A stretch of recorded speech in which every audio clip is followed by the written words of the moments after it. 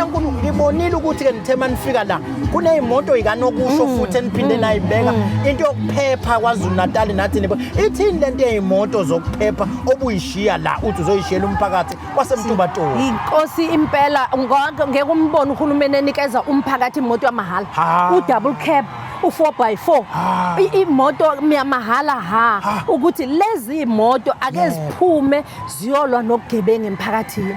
Umphakathi walapha kule ndawo ubhekene nenkinga kakhulu yokuntshontsha kwezimoto kodwa futhi sinenkinga yokuthi kunabantu abangena eSouth Africa bengenawo amaphepha.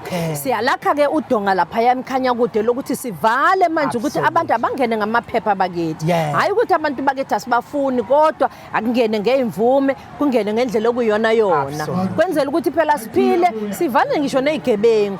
Manje ke le imoto sikhiphela ukuthi ziyolwa nokugebengu nakhona kukhona abafethu nodadewethu esibaqeqeshayo ukuthi balwe nokugebengu nabo ke sobe sesibaplace ke nakuma companies ama security companies abanye abazoqeqeshwa kuona ebese beyaphuma ke ama community police forum ama CPF o youth safety committees nabo bonke laba sibathengela ama uniform sabathengela amabhuzu sabathengela amathoshi sabathengela ama two-way radio abanye njengamanje bafunda ngama drones ukuthi sijahe igebengu manje ngama drones konke lokhu sikwenza ngokubambisana nophiko lwamaphoyisa sikwenza nokubambisana nomphakathi ngoba sithi angeke siqede ubugebengu uma ngabe thina njengemphakathi singayona ingxenye yokulwa nobugebengu.